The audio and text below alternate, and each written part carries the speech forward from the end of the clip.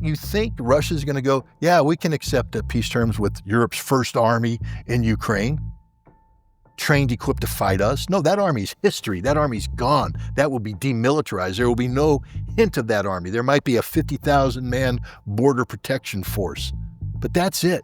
Russia will never allow a European army. There will be no European peacekeeping contingent inside Ukraine at all.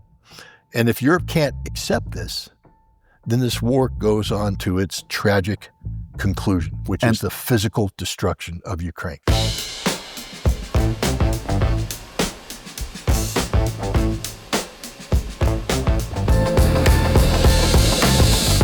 Gegen den Strom.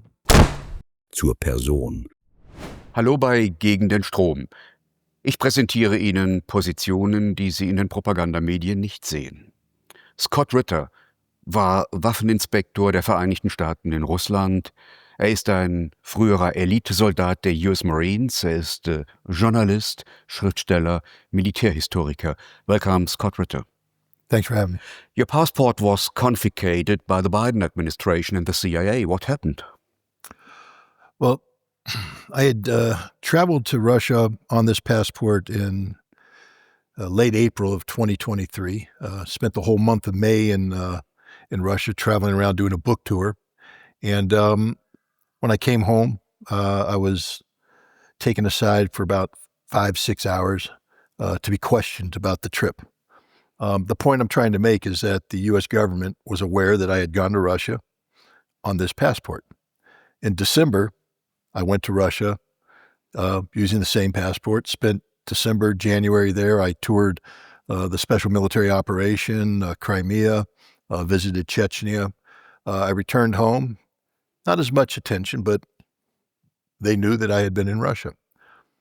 I was scheduled to go to Russia again in June of 2024. I was supposed to speak at the St. Petersburg International Economic Forum, and then I was going to begin a 40-day tour of 16 cities, carrying out what we called citizens diplomacy to encourage dialogue between Russian citizens and American citizens. Each town that we were going to, we had set up an arrangement for like an internet-based communication between a group of Americans and a group of Russians. I was very excited about this opportunity and was looking forward to the trip.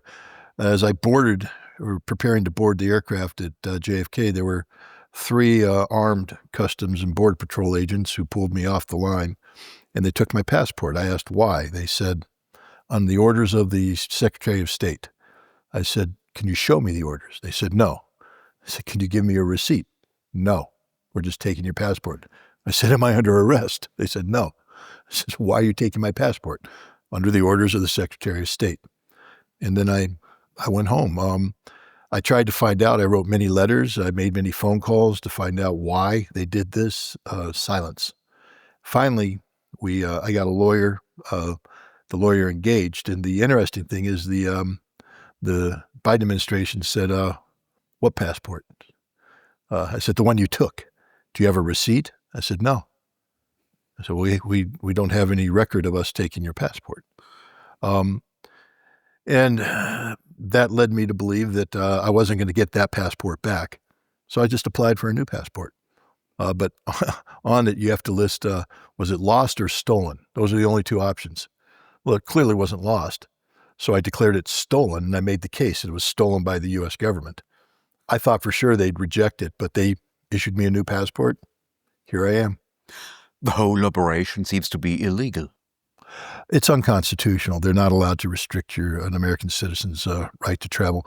There are certain conditions under which they can prevent your travel or take your passport. None of those conditions were met.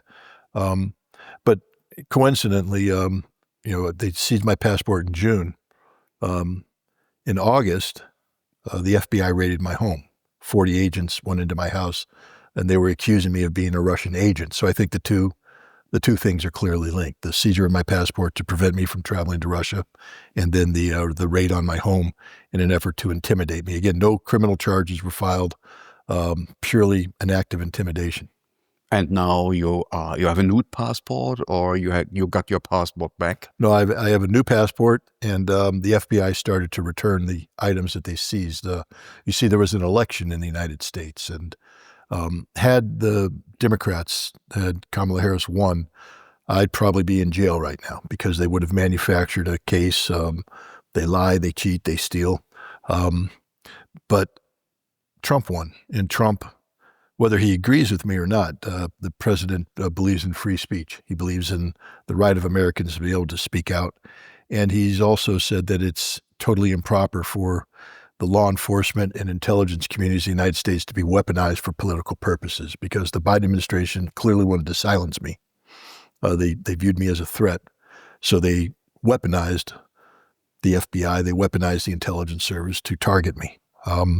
This president isn't doing that. So here I am. I traveled to Russia already. I traveled in August, earlier this month. A very intense week of citizens diplomacy. And now I'm in Switzerland. So the passport clearly works.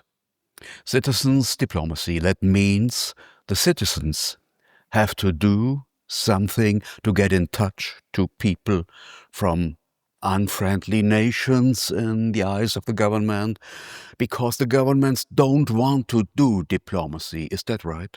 Well, I mean, it doesn't have to be unfriendly diplomacy, but I view every American as a diplomat. When I first got my passport, and I was traveling abroad, either as a dependent of my parents or by myself, the whole way the United States viewed the passport, they said, you are an ambassador of the United States.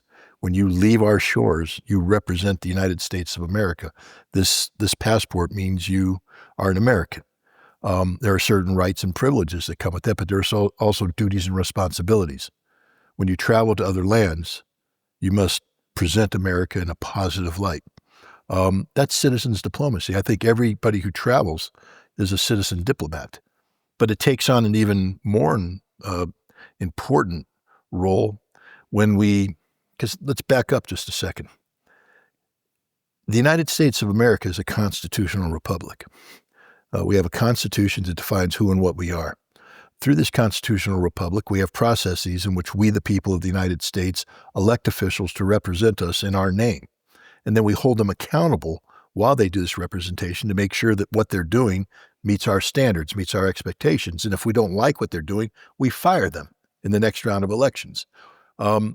And this is important because as a citizen, I don't work for the U.S. government. The U.S. government works for me. I set the standards, and then I hold the government accountable.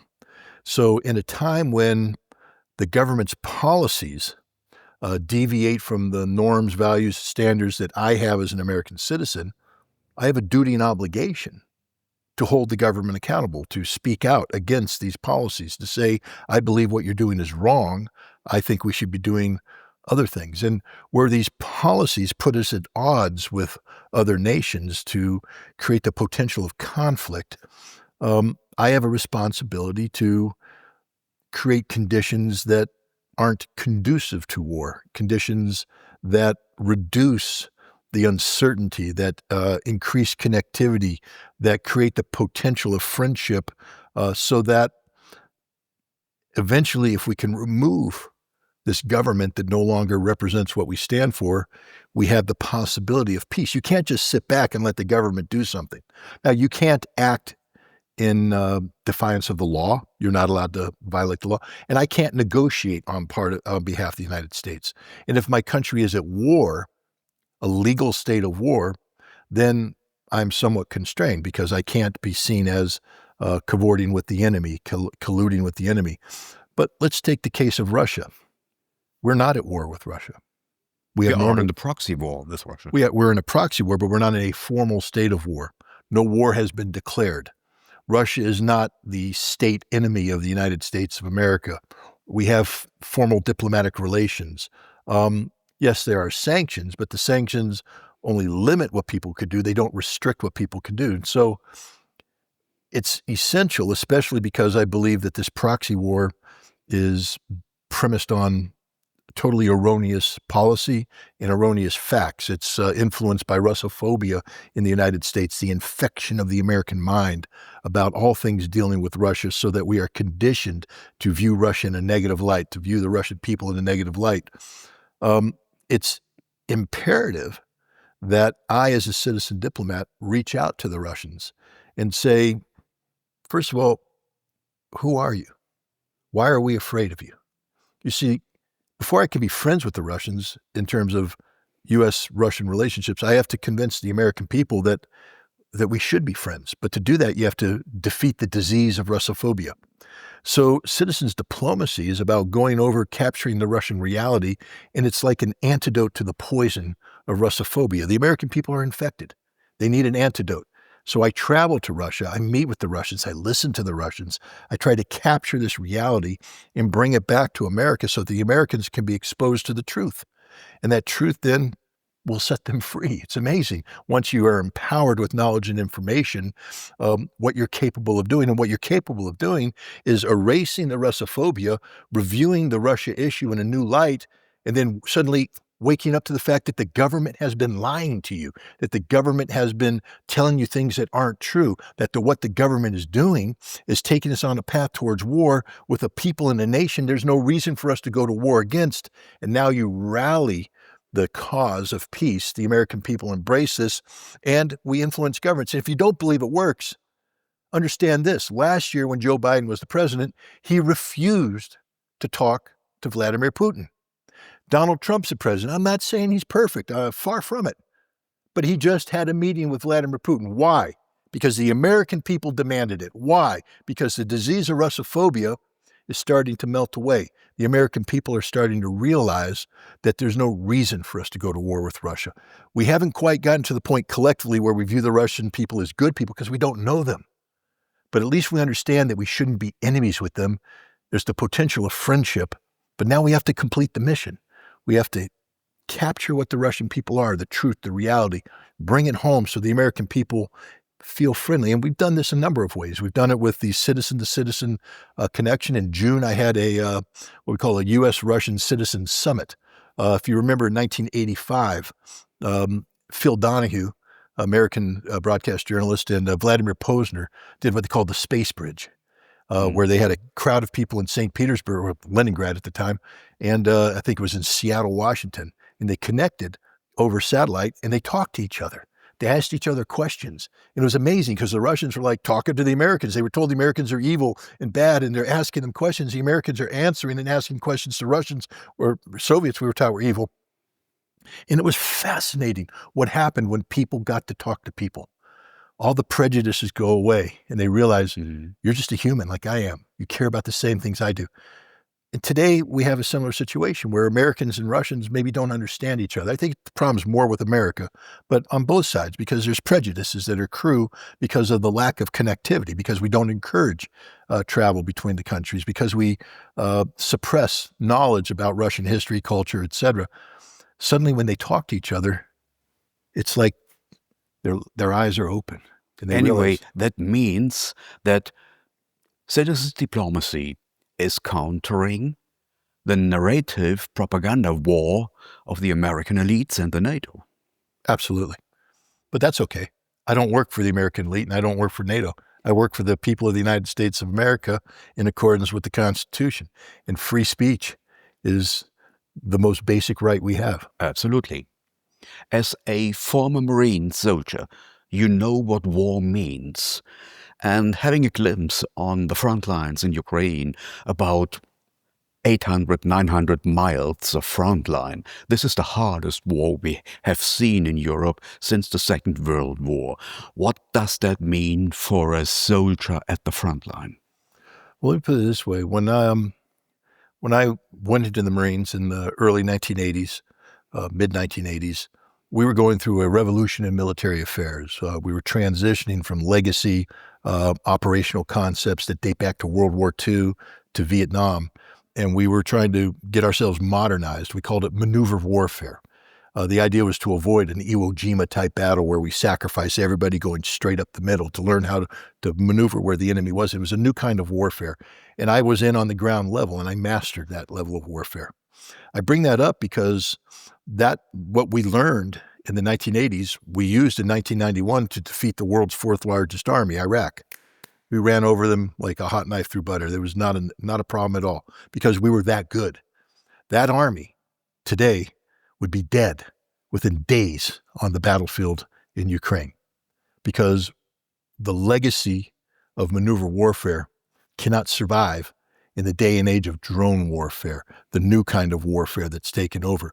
General Cavoli, American general who commanded the ground forces in Europe, I think early on in the special military operation, before drone warfare became what it is, he was speaking to a forum, I believe, in Sweden, and he said that the scope and scale of the violence between Russia and Ukraine, this war, was beyond the imagination of NATO. Think about that. This is the commander of ground forces. He's the man who's responsible for preparing these forces for war. That means when we say prepare, you're training for a conflict you think is going to happen. That's how you acquire all of your equipment. That's how you school the soldiers, everything. And everything NATO did, including the United States, was suddenly wiped out because we weren't prepared for the violence that was taking place between Russia and Ukraine. And the war has become even more violent, more deadly, more devastating since then. Today, in 2025, there is no army in NATO that can survive more than a week in this kind of combat. You try to bring 1,000 takes online, you'll have 1,000 smoking hulks within a matter of hours because the drones will come in and kill you. If your men concentrate, they will all be dead. If your artillery concentrates, they will be dead. You can't operate within 30 kilometers of the front line without drones starting to track you down and kill you. This is the reality. Europe doesn't understand that. The United States is only beginning to wake up to this. What's happening on the front lines today is every bit as transformational as World War I was to cavalry. Yes, the cavalry arm was a great arm. Yes, you could do reconnaissance, you could do scouting, but as soon as you massed those horses and charged in a trench full of machine guns, the cavalry was destroyed. NATO has a cavalry-based army today, using the analogy, and Russia has the machine guns. But now it's drones versus tanks, and the drones will win every time. We have new numbers of casualties of the Ukraine side leaked by Russian hackers. 1.7 million dead or missed soldiers. Is this realistic? Absolutely. I've been talking about casualties from the very beginning, and I've been saying, again, building upon what General Cavoli said, the most lethal, high-intensity conflict. And when you start to crunch the numbers, lethality comes in different ways. There's formulas that are used, probability, they're called PK factors, probability to kill, how many artillery shells you have to fire in a given density, given terrain and troop types, et cetera. So you can sort of estimate over time statistically what casualty figures should be. And then when you extrapolate that to what you're learning about the war, how both sides fired, the rate of fire, et cetera, what was clear is that the Russians were killing Ukrainians in very, very large numbers. But the Ukrainians weren't killing the Russians. Again, if you take the formulas, and one of the formulas that you apply is, density of artillery fires. And when the Russians are firing, 60,000 rounds a day, and the Ukrainians are firing 10,000 rounds a day, and you have people saying that the Ukrainians are killing the Russians, in a 5-to-1 ratio, you're saying, well, that's impossible because the Ukrainians simply don't have the firepower to do that. Then you factor in all the other factors. The bottom line was the Russians were slaughtering the Ukrainians at rates. Sometimes it was 3-to-1, 4-to-1, but later on the rates would go up to 5, 6, 7, 10. Today, the rates are sometimes 13, 20-to-1 because the Russians dominate every aspect of this battlefield. Yes, Russians are dying. If we say it's a 10-to-1 exchange rate and it's 1.7 million Ukrainian casualties, either dead or missing, that means that the Russians have suffered 170,000. That's a lot of dead and missing. That's why it's called the most lethal form of warfare, in times. This is why NATO continues to be shocked by this. But these are very real numbers. In fact, I think when it's all said and done, you're going to find the numbers are going to be much higher because the casualty figures, the ratio is even worse today for the Ukrainians. The Russian casualty figures are dropping off as the Russians just dominate this battlefield, and the Ukrainian figures are up 625,000 this year. That equates to about 90,000 a month, and it's only going to get worse for the Ukrainians. So basically, by the time fall rolls around, the Ukrainians are going to be losing 100,000 men a month. 100,000 men a month. They have 800,000 men in their military total, but understand that some of those are deployed in rear areas and not all on the front. But as you start to attrit that, 100,000, and you can only replace them with, say, 13,000 replacements, the army shrinks. As the army shrinks, its capabilities on the front line shrink. The Russians aren't losing men. They continue to increase. And the disproportionality of how the two sides align, it's going to be even more advantageous for the Russians. So the casualty figures are going to go through the roof.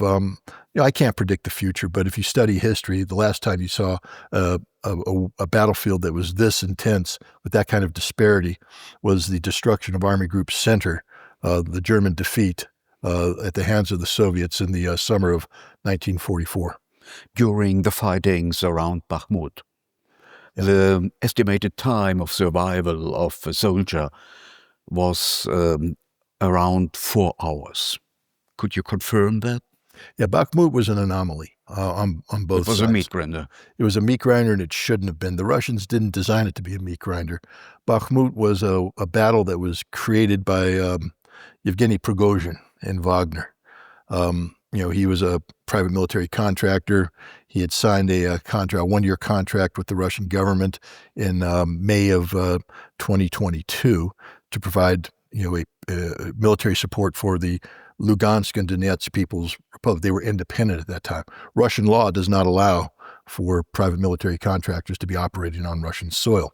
But in September of 2022, the Russians held the referendum in the Donbass and Lugansk and Donetsk, and they voted for independence. And then the Russian government, the parliament and the president absorbed them. So now that their territory became Russian territory. And the Russians said, we will honor the contract. But come May of 2023, Wagner either disbands or it converts, signed contract, and becomes part of the Ministry of Defense. Prigozhin didn't want this. And one way he was trying to extend the contractual viability of Wagner was when, after they took the town of Soledar, which is a sister city to Bakhmut, the Russians wanted to stop the lines, stabilize the lines, and then withdraw Wagner from the lines. What Prigozhin did is he committed Wagner to the fight in Bakhmut. And by creating this bulge, the Russians had to protect the flanks, and now they're decisively committed into Bakhmut. He couldn't back down, and so, he kept pouring his troops in. He was also trying to make political statement to the Russian government about, how bad Shoigu, the Minister of Defense, was, how bad Gerasimov, the head of the General Staff. And so he committed his troops, many of whom at this time were prisoners who were brought out, given cursory training, and were just thrown in as raw meat. And he was losing hundreds of men a day. The Ukrainians, instead of pulling back and giving up Bakhmut, they decided to turn this into a decisive conflict as well. So as they were building up their reserves for the much anticipated summer offensive, counteroffensive, they kept diverting these units into the Bakhmut meat grinder. So you had the Ukrainians and the Russians both just pouring people into this very small patch of earth, very intense fires, and the lethality rates were unbelievable. But Bakhmut is an anomaly.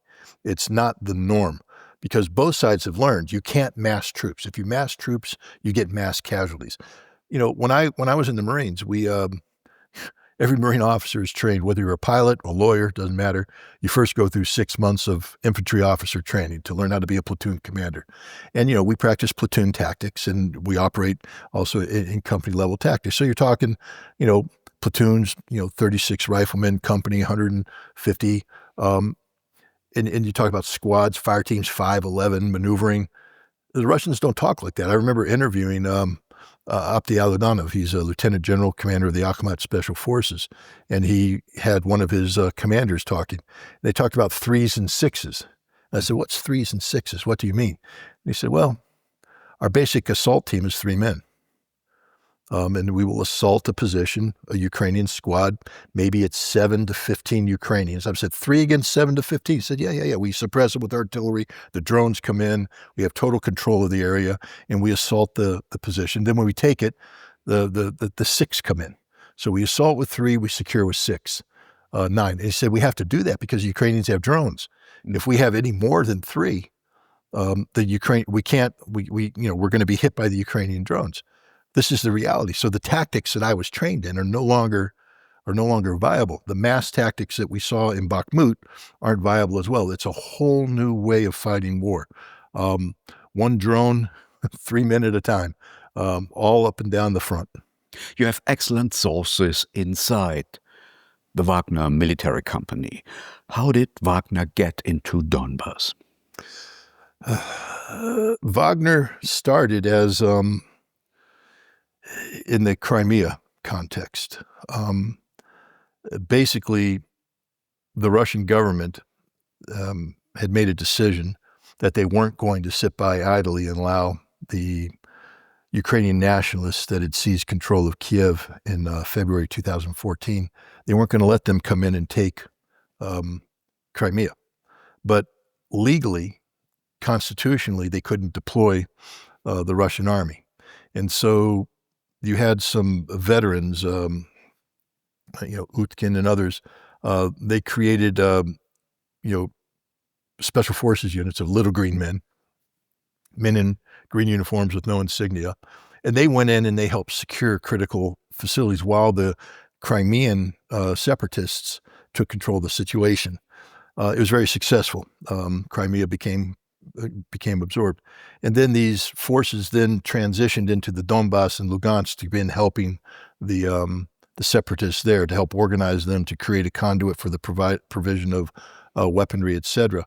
But again, Wagner, this was a private military company. It was working in coordination with the Russian special forces, the Russian Ministry of Defense. And then they became sort of a tool for Russia to use in places where constitutionally it was difficult to get Russian troops deployed. So they became involved in Syria. They played a big role in Syria. They became involved in Libya. They became involved in the Central African Republic. And because they're a private military contractor, they were able to create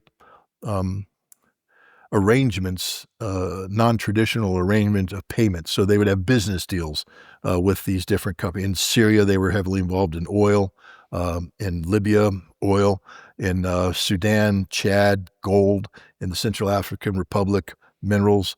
And so it became a money-making machine for Prigozhin and his people. They were making money hand over fist. And the Russian government didn't care because they were getting a good service. They were getting good value for these people. But this changed in 2022 when the Russians sort of upgraded Wagner and turned them into a formal part of the war machine. But this time, basically a division-sized unit operating on the soil of Lugansk and Donetsk. Wagner showed up in Lugansk and Donetsk mid-April 2014. Yep. Was this the Russian response on the showing up of Blackwater in the eastern Ukraine in March 2014? I don't think it was only because of Blackwater. I believe that it was about the Ukrainian nationalists, about literally the Russian government was acting in defense of Russian-speaking people of the Donbass.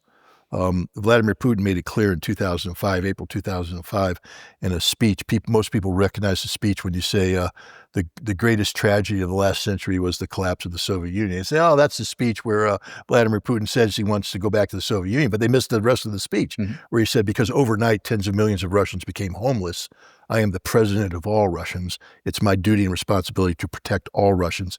And I define the Russian nation as those who speak Russian, have a same history, culture, faith, etc. So the Russians of the Donbass are part of the Russian nation. And, understand, but by the time the Ukrainians were turning their guns on them, they'd already, threatened Crimea. They were burning people to death in Odessa. They had already raided Mariupol and began the rape of Mariupol. And the Russian government was, we need to do something to facilitate the help. But politically, their hands were tied. And I also think that they weren't ready for a full-scale commitment at that time. And because, I mean, let's back up. In 2008, they had their short little war with Georgia.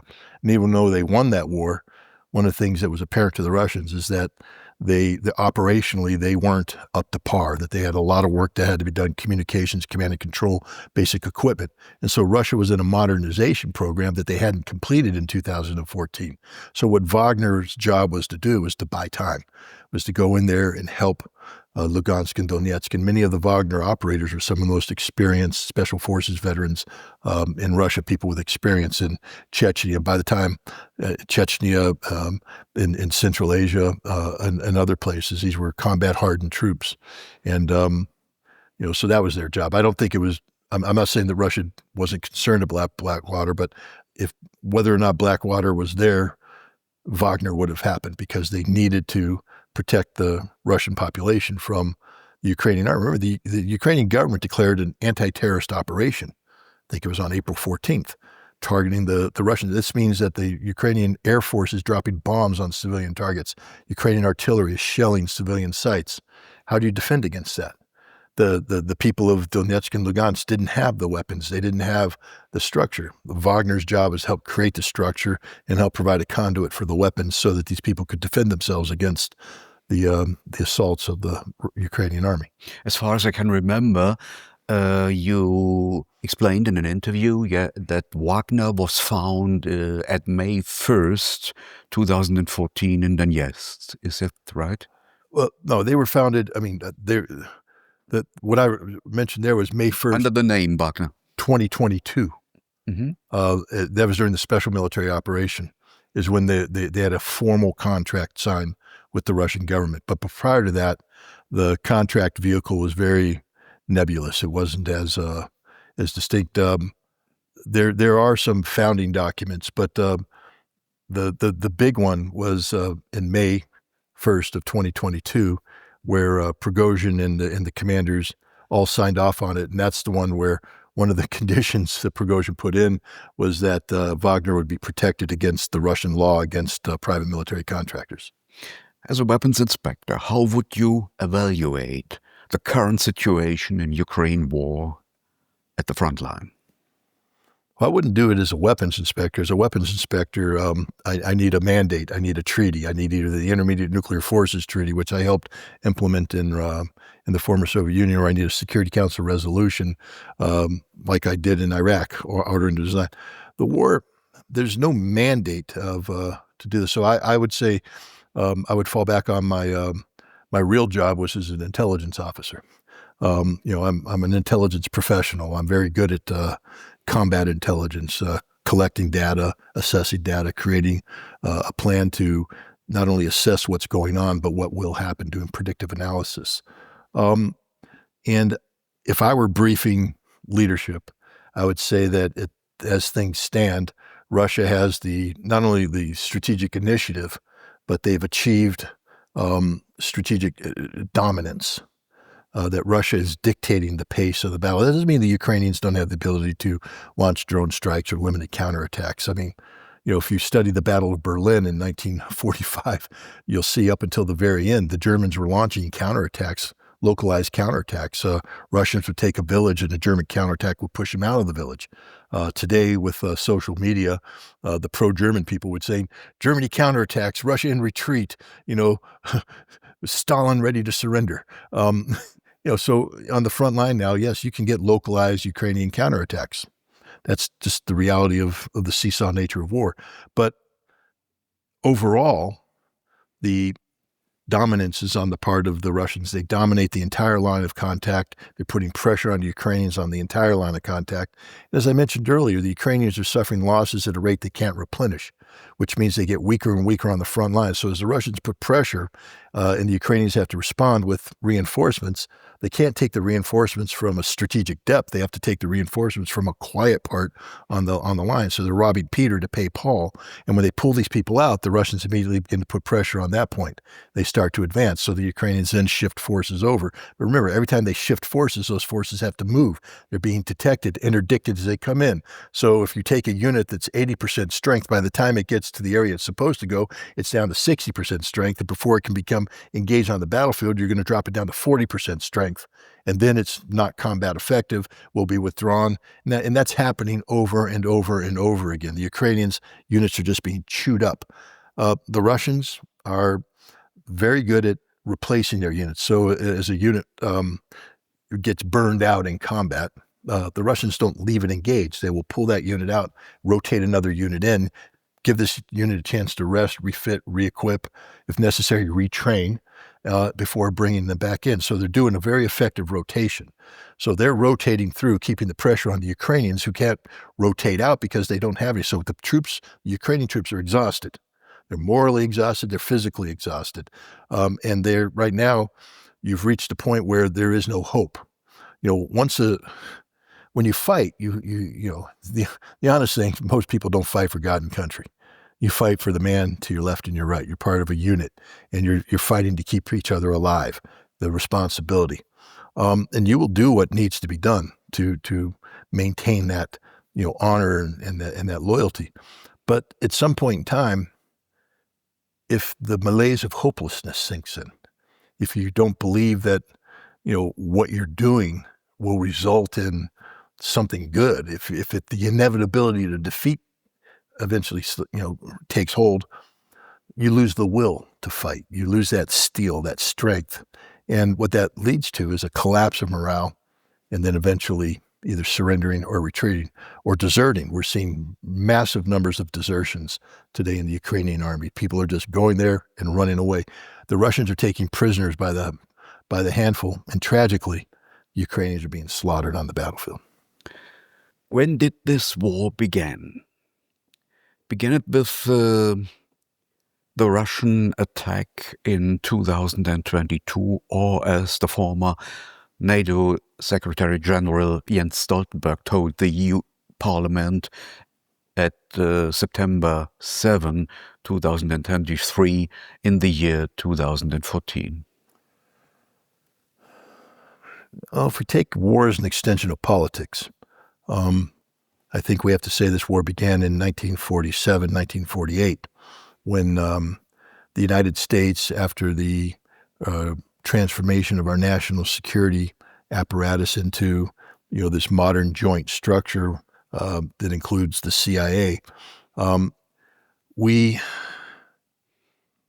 formally absorbed into our apparatus the Gehlen organization. The Gehlen organization is the former Nazi intelligence organization on the East Front. General Gehlen ran it. We absorbed them because Gehlen had convinced first the U.S. Army, then the OSS, now the CIA, that he maintains good contacts in territories now occupied by the Soviets, including extensive connectivity with Ukrainian nationalists, either the organization Ukrainian Nationalist Bandera or the organization of Ukrainian nationalists with the M. I can't remember what his name was. And so the CIA, wanting to use Ukraine as a vehicle of destabilization of Soviet power, began to collaborate with the organization of Ukrainian nationalists. And we see this collaboration take a very active direct action role up until 1954, when finally the Soviets were able to defeat the active insurgency. But the CIA maintained contacts with the OU, and not only trying to maintain political contact on the ground, but through the diaspora. These Banderas, these nationalists were, fled after World War II. Many of them were in displaced persons camps in Germany. They ended up going to Canada, to Australia, to Great Britain, to the United States. And then they became politically empowered so that they began influencing American policy by dictating, what the position should be. The CIA funded the Ukrainian nationalists in Ukraine through the diaspora up until 1990. After that point, it was transitioned into USAID and other non-CIA activities, but we maintained control.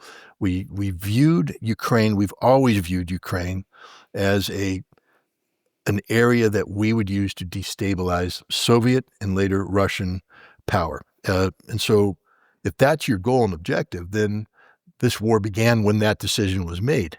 And the whole transition from the Soviet Union to Ukrainian independence was driven by the need to keep Ukraine separate and then to empower the Ukrainians. You mentioned 2014, but before 2014 was 2004, the color revolution in 2004. You see, in 2004, a guy named Viktor Yanukovych, a Russian speaker, won the election.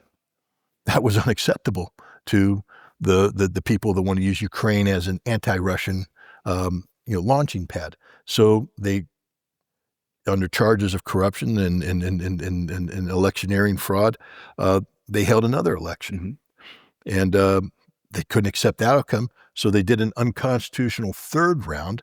And this time, Yushchenko, who is a staunch Ukrainian nationalist whose first move was to elevate Stepan Bandera as the national hero. Stepan Bandera, the head of the Banderists, the organization of Ukrainian nationalists, the man who fought alongside the Nazis, whose forces were the ones killing the Jews through the Einsatzgruppe, and the ones manning the concentration camps, the ones who in 1943 carried out the Volyn massacre of 130,000 Poles, slaughtering 200,000 Ukrainians and Russians. This man, Bandera, became the hero of Ukraine.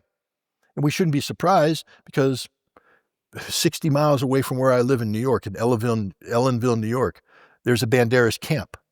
Every summer, they run through 3 cycles of Ukrainian-American youth who wear the uniform of the Banderas. It's the Nazi uniform. It's brown. They carry the torches. They sing the songs. They carry his portrait. They sing songs to Bandera. The Banderas are alive and well and living in America. They've taken over the Ukrainian Congress that influences American policy.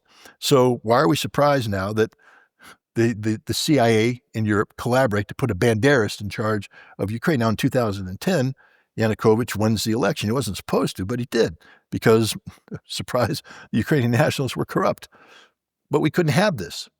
So we doctored another crisis. The EU-Russian choice of, in 2013 led to the Maidan in 2014. The purpose of the Maidan was to disenfranchise the Russian-speaking population by getting rid of Yanukovych and then immediately transition into an overall offensive against Russian-speaking, Russian culture. They had prepared since 2004. Ukrainians have been conditioned to view everything as Russian as bad. They started speaking of the Moskvos. They started calling them bad names, and anything dealing with Russia became bad. In 2014, they acted out violently, burning 48 Russians to death in Odessa, slaughtering Russians in Mariupol, in the Donetsk and the Lugansk areas. That's when the war began in 2000, the active phase of this war. It began then because it was about Ukraine, backed by the West, fighting Russia, using the Donetsk area as a proxy. The whole concept was to create a Ukraine that was not only independent of Russia, but hostile towards Russia, that could become part of the European NATO expansion designed to collapse Russia. This isn't about learning to live peacefully with Russia. The purpose of Ukraine, the whole Ukraine project, was to collapse Russia, to bring Russia down, to allow the breaking up of Russia into smaller component parts so that Russia could never again be united and use the resources to stand up and challenge the West the way that happened under the Soviet Union. And this is a process that's been going on since 1948. 2014 is just a modern manifestation of that. What happened in 2022 is just a recognition on the part of the Russians that as much as they wanted peace, because remember, it was the Russians that created peace.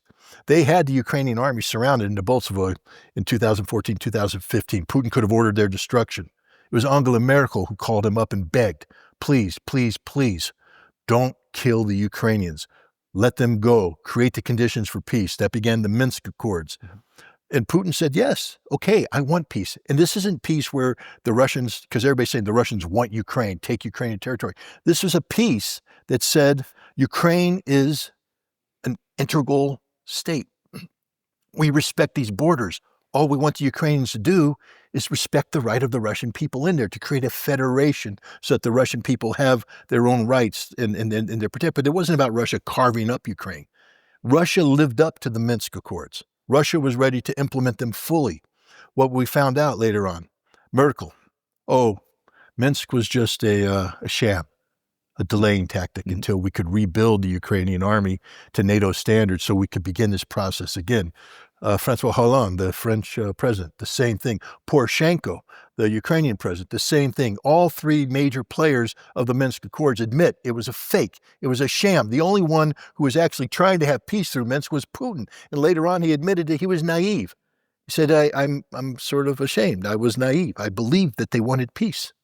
And I acted as if they wanted peace, and then they betrayed it. Well, this betrayal became clear in the fall of 2021. When the Russians confronted the Germans and the French about their failure on Minsk. At that point in time, the Russians put the Minsk Accords aside and came up with a new treaty-based formula for peace, the European Security Framework. Two draft treaties were prepared, one for the United States, one for NATO, delivered on December 17, 2021. Both sides ignored that. Then we transitioned into January of 2022.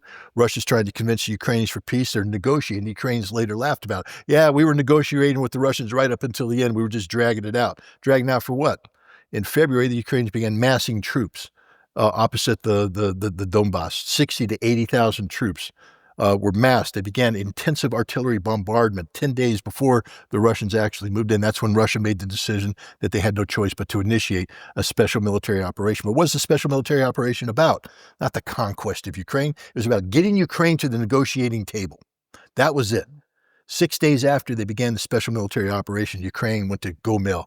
3 rounds of negotiations at Gomel, then Istanbul. In Istanbul, in late March, early April, they signed the Istanbul communique, a peace treaty that would have given Ukraine the territory that it had. All the Russians wanted was to protect the rights. And Boris Johnson flew in and said no. So this war that's happening now, because that rejection led to phase 2, phase 3, phase 4, where we are today. But everybody focused on that, and that's when the war began. You have to understand, no, the war began well before. This is a war that's been going on for decades, because war is an extension of politics by other means. That's Clausewitz, classic military definition. And the West, collective West, has been using Ukraine as a tool of war against Russia since 1948. And the cooperation of Western elites and NATO military with Ukraine ultra-nationalists and fascists is part of the game, part of the geostrategic approach. And we see this manifest, I think it was 2019, RAND Corporation published a paper, and it's a think tank. But it is about unbalancing Russia. Keeping Russia unbound, the things that can be done in Ukraine. Creating conflict in Ukraine was a key aspect. They're also creating trouble in the Caucasus and Central Asia, basically picking off the periphery of Russia to weaken Russia. RAND doesn't write anything out of the blue. RAND Corporation has a long history of working with the United States Air Force, United States Department of Defense, the CIA, the State Department. And they don't write things because they want to write things. They write things because they're directed. So they were directed to write a paper about how to destabilize Russia.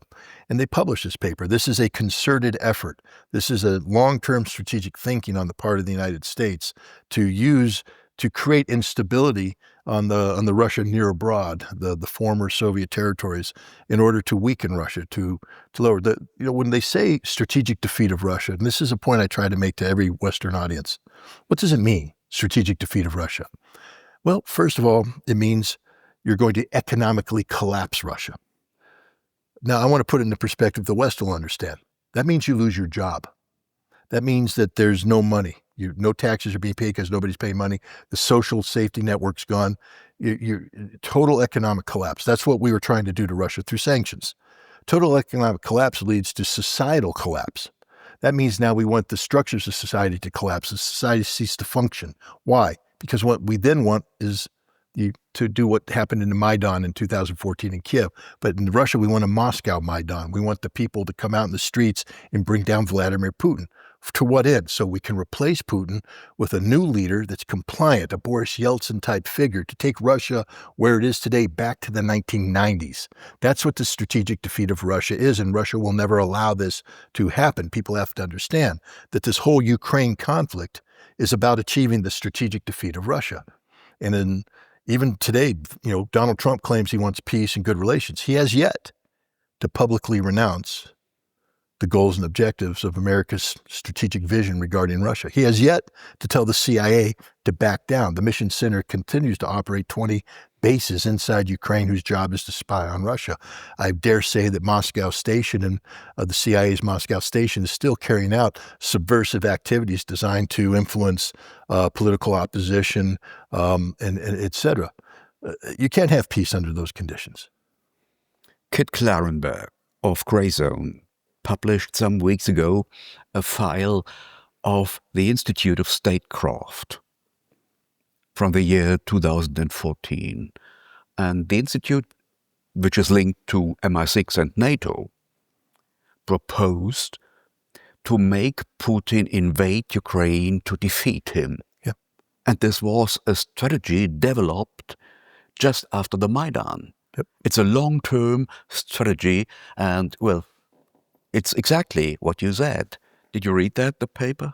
I haven't read it in its totality. I'm familiar with it. I follow the Grey Zone assiduously. I'm very good friends with Max Blumenthal and Aaron Mate, and I respect Kit Klitmer tremendously. So I'm familiar with the work, and I'm familiar with the premise of it. And it's, it's exactly what we've been talking about: using Ukraine as a tool to bring about the destruction of Russia. And the idea was always to get Russia to commit.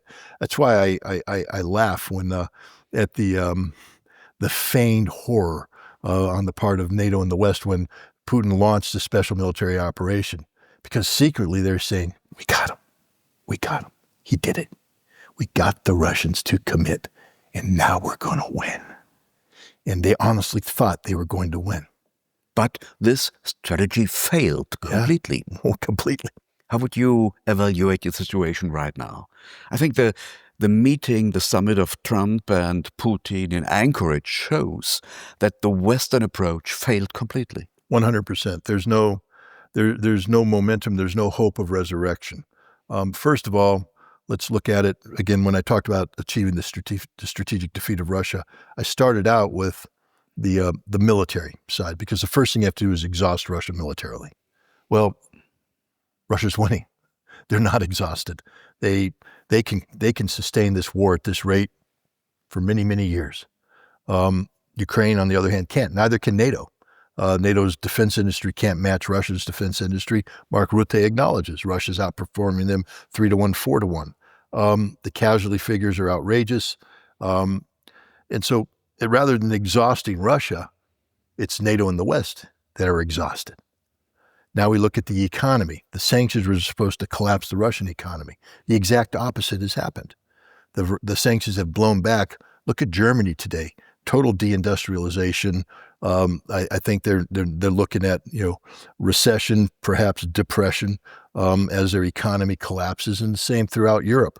There is no strong economic center anymore. Europe is paying a heavy price for its decision to free itself from cheap Russian energy. Now they have to pay 2, 3, 4, 5 times as much for energy brought in by the United States, or indirectly Russian energy through India. Now they have to pay a premium. The stupidity of the Europeans is beyond belief.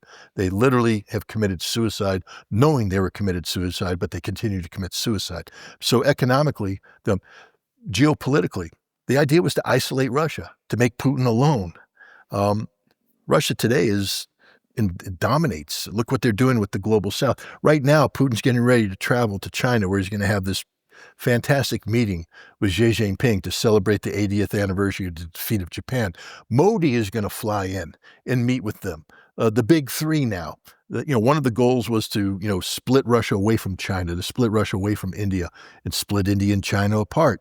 But thanks to American policy, European policies, the three people who are supposed to be kept apart have come together, unified in their approach. So Russia today is diplomatically stronger than it has ever been in its history.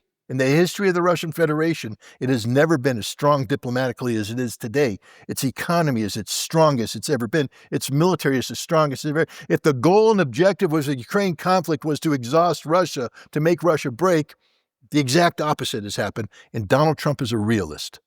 And Donald Trump takes a look at the situation and he says this war has to come to an end. And that's why he's meeting with Vladimir. It doesn't mean he has a plan. The war's getting too expensive. It's very expensive, but it also was just a distraction.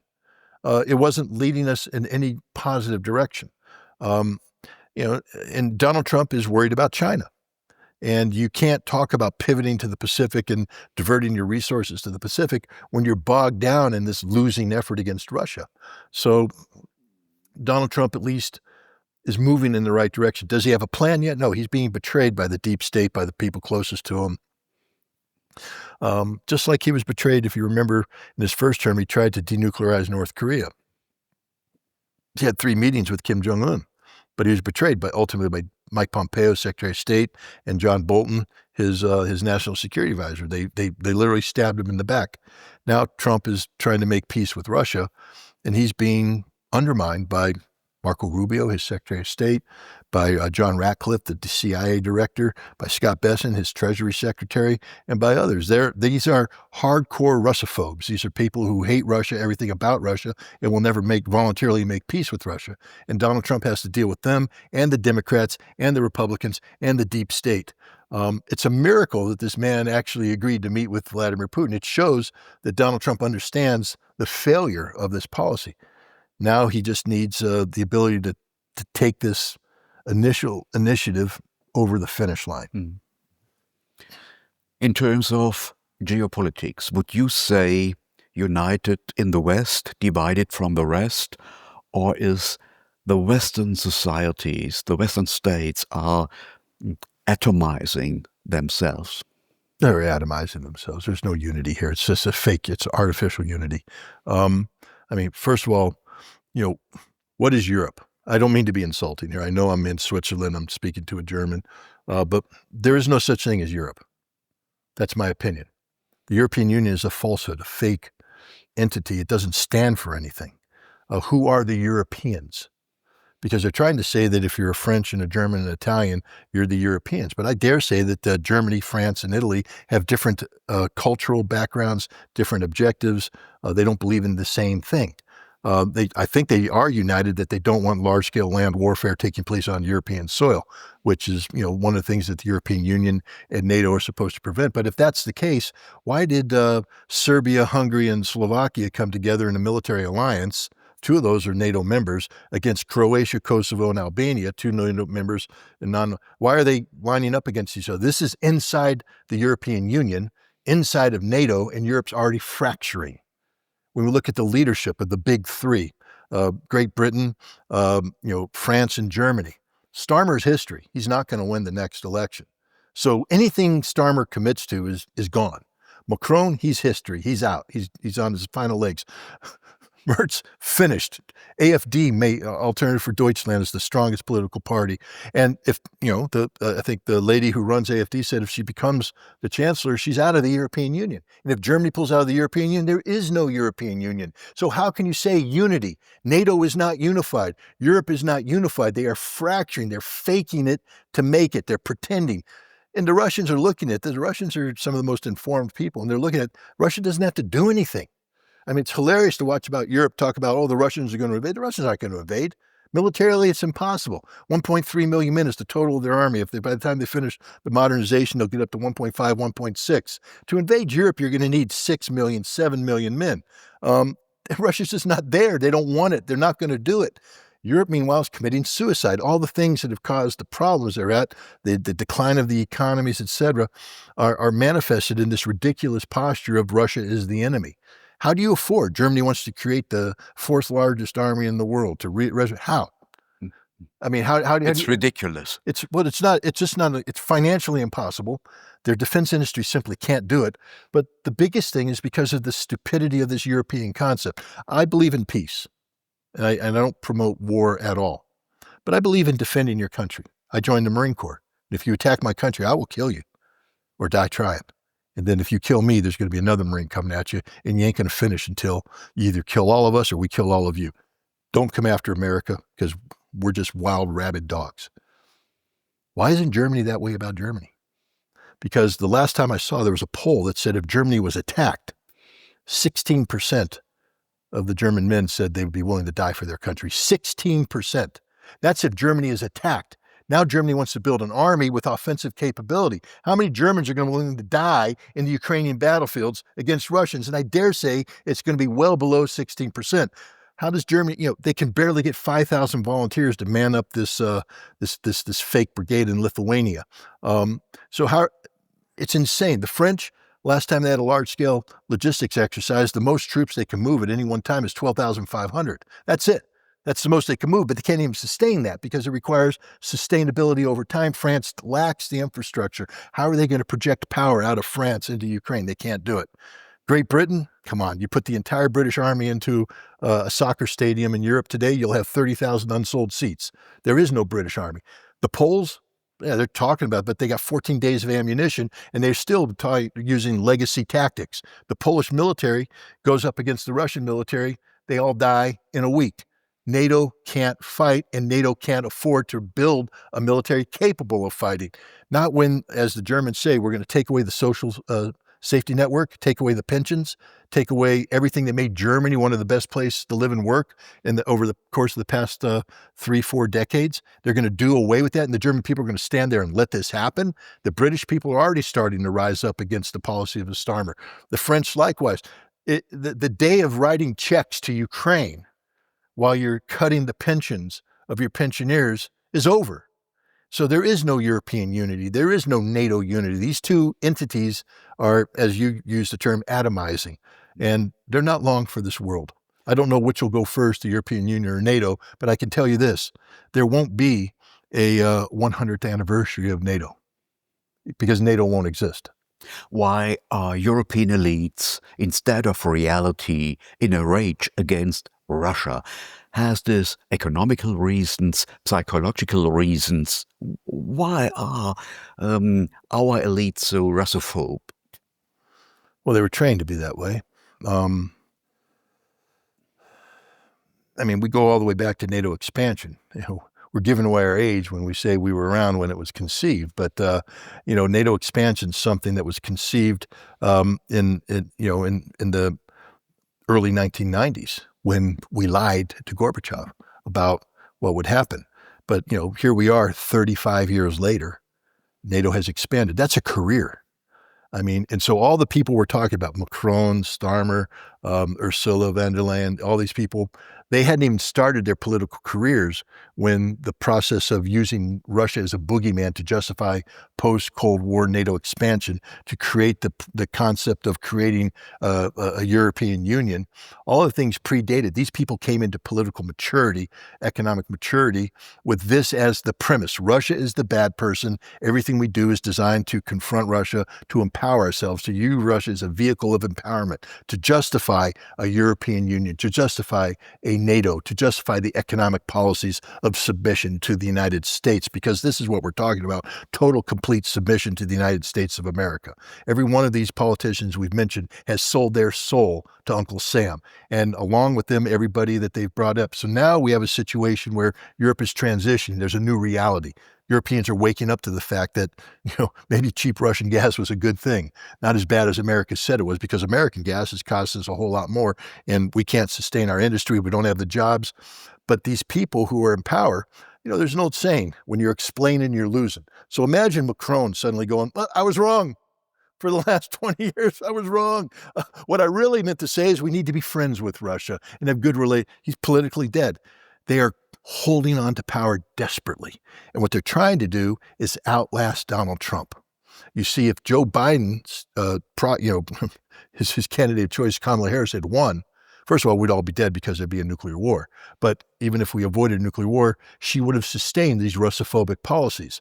And there would be no problem. There would be no distance between the United States and Europe. We would continue to be working hand in hand, and Macron and all the others would be seen as survivors, sustaining this Russophobic, American-laced policy. But Donald Trump came in. And now there's a separation. They're desperate because Trump isn't going backwards. He's only going to go forward. And they realize that if they don't outlast Donald Trump, it's over for them.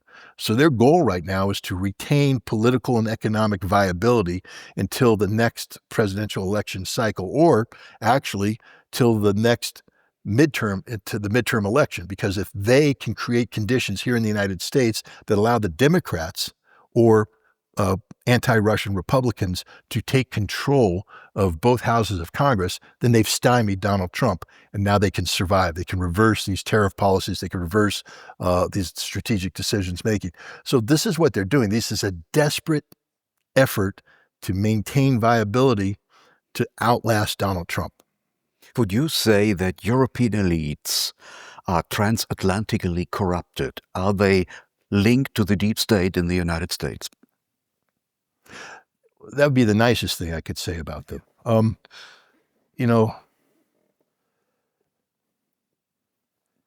There was a time when this was a viable concept. It's not one that I would agree with, but you could say viably that what we call transatlantic corruption was actually transatlantic cooperation towards a goal and objective that was supposed to be to the benefit of the United States and Europe. But over time, the United States began to recognize that a Europe that is truly our equal is very problematic. You see, we don't want Europe to think for itself. I'm sorry. Europe needs to understand that. You're not allowed to think. All you're supposed to do is salute smartly and say, yes, sir, no, sir, 3 bags full, sir. When we say jump, your proper response is how high. When we say do this, you say, how much do you want? Your job isn't to second guess America, get in the way of America, interfere with America. So the concept of European unity and European independence was always fraudulent in relationship to the United States. So it was always corrupted intellectually. But the Europeans bought off on that because remember, these people we talk about, these elites, they never cared about Europe. They care about themselves. They care about their own political fortunes, their economic fortunes, the economic fortunes of the 1% at the top. They don't care about the European people at all. They've always been willing to sell out the European people for their personal greed, for their personal corruption. So yes, it was a transatlantic corruption that took place. And the more the disparity between what America wanted and what European wanted grew, and the more it became apparent that Europe was never going to be allowed to be what it wanted to be, this is where the corruption comes in. Because at some point in time, a good leader, let's say I was a European leader, I could wake up one morning and go, this isn't going the direction I want it to go. And then call the Americans and say, we need to have a talk.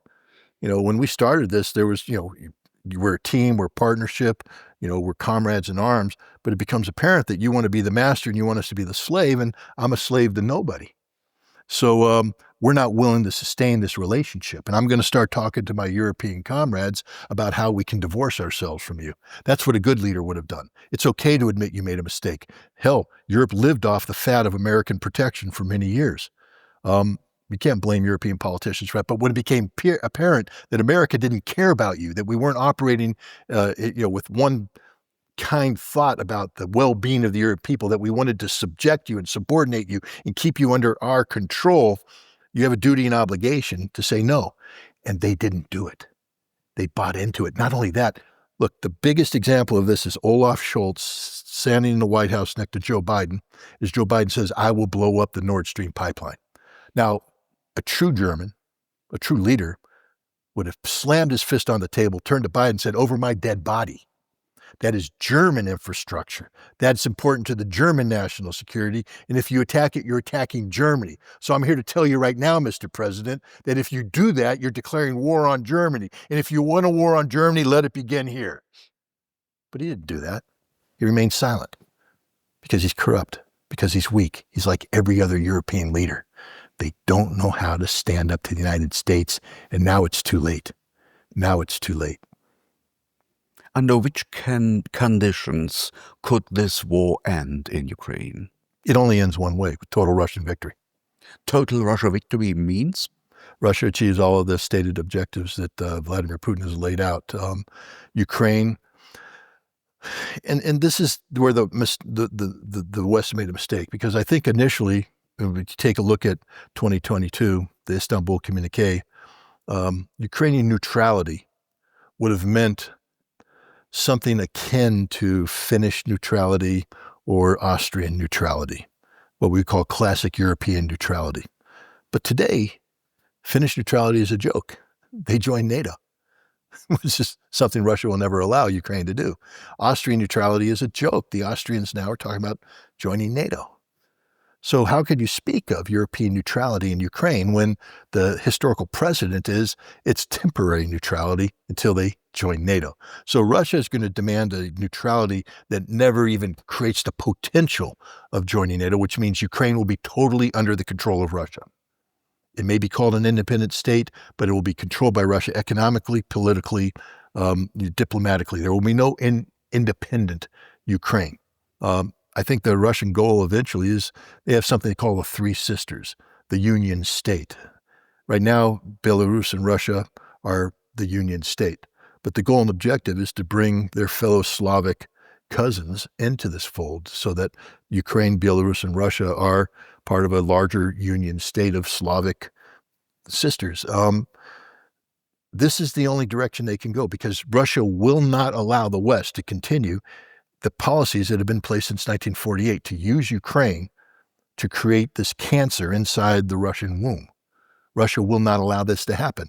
Russia has said that they must address the root causes of this conflict, and the root causes of this conflict go all the way back to 1948.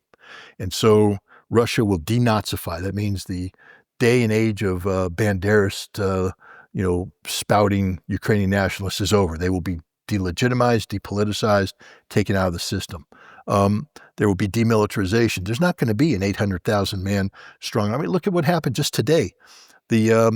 Macron gave a speech today where he said, the Ukrainian army is the first European army. We trained it. We equipped it. It reports to us. It does what we want. How do we use this tool? Well, you think Russia's going to go, yeah, we can accept peace terms with Europe's first army in Ukraine, trained, equipped to fight us. No, that army's history. That army's gone. That will be demilitarized. There will be no hint of that army. There might be a 50,000 man border protection force, but that's it. Russia will never allow a European army. There will be no European peacekeeping contingent inside Ukraine at all. And if Europe can't accept this, then this war goes on to its tragic conclusion, which is the physical destruction of Ukraine. And that means Russia will occupy Odessa, Kiev, and go further to the west, probably without Galicia, which will become a part of Poland. Well, Narishkin, the head of the Russian Foreign Intelligence Service, held a symposium earlier this summer where he postulated that very event. Also, Transcarpathia going to Hungary and areas going to... So he hypothesized or postulated the potential of the carving up of Ukraine. And from the Russian perspective, turning Galicia, turning Western Ukraine over to the Poles, solves a couple problems. It gets rid of the Banderist cancer within the Ukrainian nation. And two, it turns the cancer over to one of the best anti-Banderist oncologists in Europe, the Poles, who hate the Banderists. And you make it a Polish problem. Now the Poles will solve it. That's probably the direction that they're heading. They can't say that right now because that would be disruptive of a peace process that Russia has politically indicated that they are supportive of under certain terms. But the Ukrainian government will never accept peace under those terms. Europe will never accept peace. So this war will continue.